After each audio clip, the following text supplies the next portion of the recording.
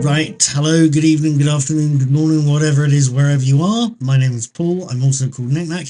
I am the alleged brains behind Knickknacks of Peculiar, the world's most boringly repetitive blog, and behind Knickknacks Daily Teaser, which is a hopefully fun and enjoyable daily teaser quiz. I will try and fit them in the little eye up there, but if I don't, please feel free to subscribe to my channel and go exploring around.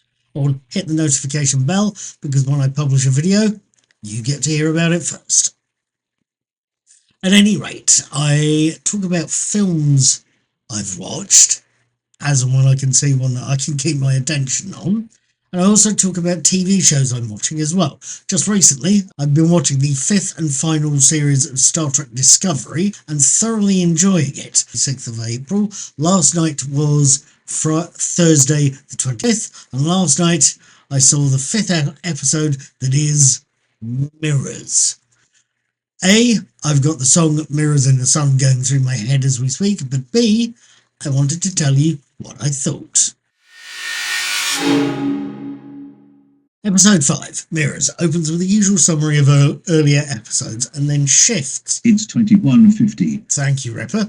To show us Cleveland Booker, David Ajala, recording his personal log and reminding himself that his mentor, Cleveland Booker IV, always said that one thing he always had was a choice.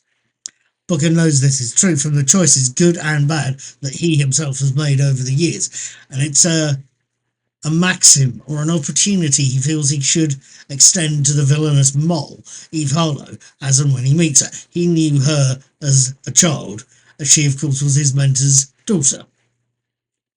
But it's something he may get a chance to do soon, as the USS Discovery is at the last known coordinates of Mole and Lack's ship. On the bridge of Discovery, we see that Captain Burnham, Sonequa Martin Green, is with a senior staff for a big briefing from Commander Stamets and Lieutenant Tilly, Anthony Rapp and Mary Wiseman.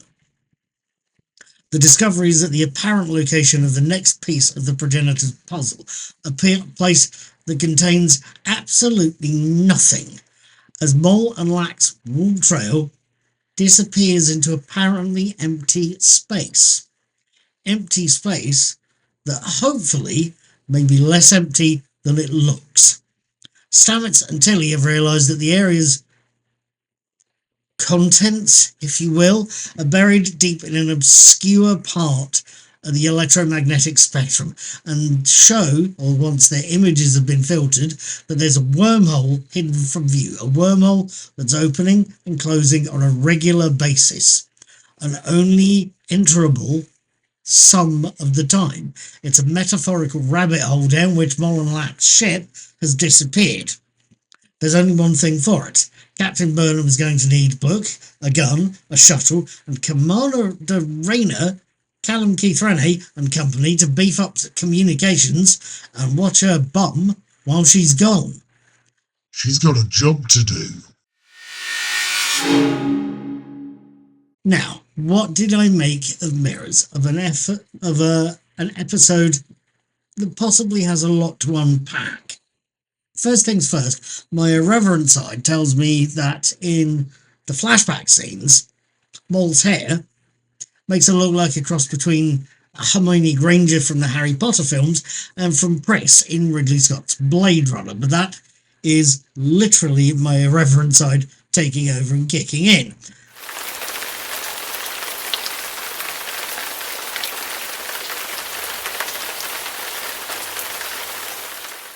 And it's also something that's possibly beside the point. Whatever. But the first thing that I should say is that I've made a prediction in my review of episode 2, Under the Twin Moons, that Mole and Lack, alias Tefexis, would find a piece of the puzzle and wait for the Discovery to catch up, and then steal the Discovery's pieces from them in a dramatic confrontation towards the end of the series, near episode 10. It would be a big dramatic finale, or a stunning denouement, or whatever particular phrase you want to use for these things is. After all, something similar happens in Doctor Who's Key to Time season. Look up the Armageddon facts if you get a chance. The villain of the story literally has got one last piece of the Key to Time, and he's waiting for the Doctor and Romana to turn up with the other 5 chunks. I was expecting something similar to happen with this season of Discovery, and I think I was half wrong and possibly half right. I was half wrong and half right. I was expecting Mol and Lak to have found a vital piece of the progenitor's puzzle and have an associated showdown with Burnham and or whoever a lot later in the series. Instead, we see that the pair have got hold of a piece of the puzzle and they're ready to have a showdown with Burnham and Book about it in this particular episode. So I was surprised it had after all come a little early, but I wasn't necessarily shocked. And this above all, it's got to be said, I was entertained by the story I'd seen. It's got to be said that there are a few other things that caught my eye about Mirrors. Something I've noticed about the Star Trek franchise over the years is the fact that even when it's not perfect at it, it at least tries to make an effort with world building. They try and remember that these people come from this planet. These people are all noble warriors. These guys are all sneaky. What have you. It's something we see again with Mirrors. There are quite a few throwaway lines about Commander Rayner's Kelleran people, for example. Apparently they boil cakes, to give you an example. The episode also reintroduces us to the Brings as another example, and in a series of flashbacks that tells how Lak and Mol first meet, we find that Lak is a member of the Breen. He's not only that, he's also a minor member of royalty. So I'm quite impressed with the little throwaway stuff that tell us all this. And I'm also very impressed with the redesigned Breen costumes. They do look like they've got, or the actors do look like they're having an easier time of it, I think. But there was a slight annoyance to their reintroduction, at least for me, anyway. On the upside, we got to learn a lot about the Breen. We learn what they look like underneath the masks. We learn a little about their culture. And yes, we learn that they can speak other languages other than their own. The downside was that I had to switch the subtitles on for this episode when watching Lak's masked interactions with Mol. As ever, and whilst masked, Breen voices are heavily distorted. Apparently it's supposed to be based on Metal Machine music by Lou Reed, the sound of their voices. That inspiration is possibly again by the point. Breen voices are heavily distorted. And that's something I found made Lak very hard to understand for me. Putting the subtitles on while he was talking in the distorted voice and speaking English in this distorted voice was very bloody helpful. There's also one last thing, the setting for most of this episode. You notice it's called Mirrors. Of course you have.